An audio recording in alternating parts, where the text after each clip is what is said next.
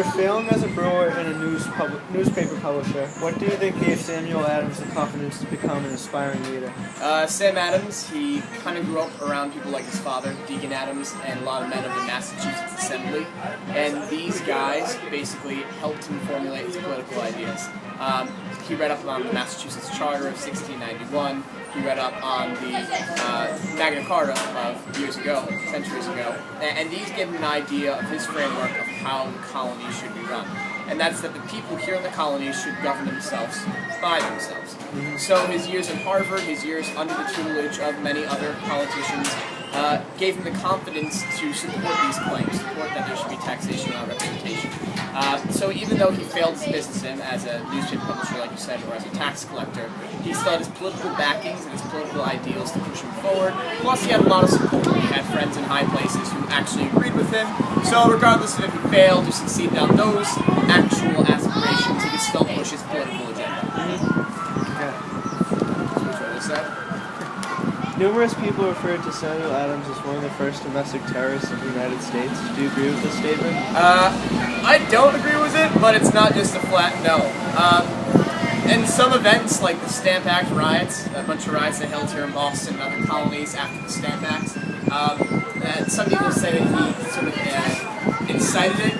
He did it in some cases, but in many other cases he did believe that you should be able to stand up by any means necessary against an oppressive force such as the king. So he did organize other types of protests, in many cases riots.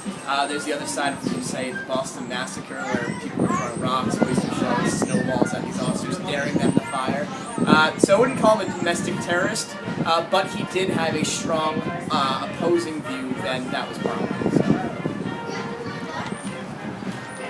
Can you describe his leadership role with the Sons of Liberty and other committees of correspondence? Yeah, so it's easy to say that in 1773 they didn't have the internet or any way to sort of spread word across the colonies, and depending on where you live, you either might have supported a patriotic cause more so than somewhere else. Places like Georgia, for example, were looking for a lot more British rule at the time. So how do you spread ideas or events that are happening, things like the Boston Tea Party? You create this committee that would write to the other towns, cities, other patriot organizations, Sons of Liberty, so you can spread that word. So Sam Adams is one of those men, along with some of the original Loyal Nine, he wasn't part of it, or some of the Sons of Liberty that actually helped to raise awareness not just in the Boston area, but sort of making it at all these colonies. Instead of being a New Yorker or a Virginian, they could actually become as an American or a Son of Liberty. So.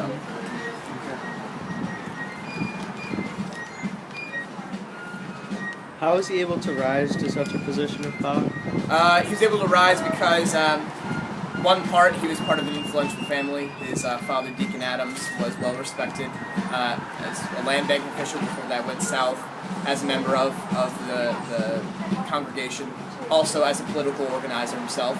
So he rose to power under that, under going to Harvard, and under becoming a very respected clerk in the House of Representatives in Massachusetts. Do you think it was difficult for Mr. Adams to orchestrate the Boston Tea Party due to the significant consequences that he may have faced? Absolutely. It's like trying to convince someone, hey, we're going to have this great idea.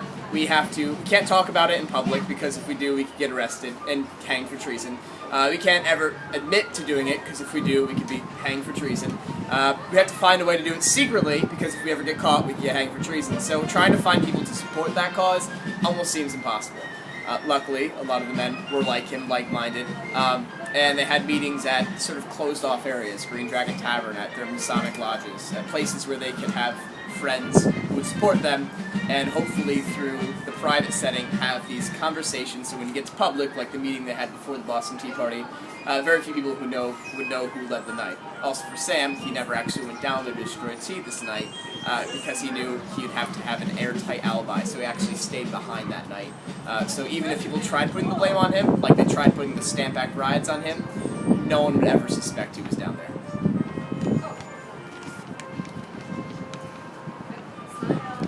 Would you say that his actions throughout New England might have ignited the revolution? I would say his actions, on top of many other actions, did incite the revolution. This Boston Tea Party, that he was one of the orchestrators for, people like him, Joseph Warren, Dr. Young, because of that led immediately to the led immediately to the intolerable acts, the coercive acts. And because of that, because of the shutting down of Boston Harbor, you see a lot of sympathy coming. You see a lot of people in Boston now, that's the forming of militias in the countryside who will store guns and ammunition out there with the hopes that one day they could reclaim their city, push off all these British and royal influences, and sort of reclaim their independence, their autonomy that they had even prior to the actual revolution. So, because of this Tea Party, something he enacted then led to the next event, which then, of course, coercive acts lead to eventually Lexington and Concord, and Lexington and Concord leads to Battle of Bunker Hill, which leads to the Revolution. So he's one of those many men who sparked, sort of lit the fuse. Right. Do you believe that Mr. Adams' legacy has left behind a positive or negative impact on the American Revolution? I think it's mixed nowadays. In the 20th century, so a lot of historians started unearthing a lot more of the murkiness behind him. That would be the domestic terrorism, this book American Tempest, which goes into good length about that. But he has some great positives. He was one of those he was one of those men who was willing to put himself on the line, to, despite failing at business and all other sort of endeavors, put his wealth, his fortune, his name on the line for the sake of what he actually believed in. That is a positive I think we can still learn from to this day. His methods, were they radical? Absolutely. A lot of men sort of split sides and if they agreed with his opinions or not. Should we go to those same radical extents? I personally don't think perhaps that's an answer of burning down governors' mansions or anything like that. But the idea of being able to stand up and speak your mind and not have to worry about any repercussions, that's a good legacy that he left. There you go. Thank you so much. Thanks, guys.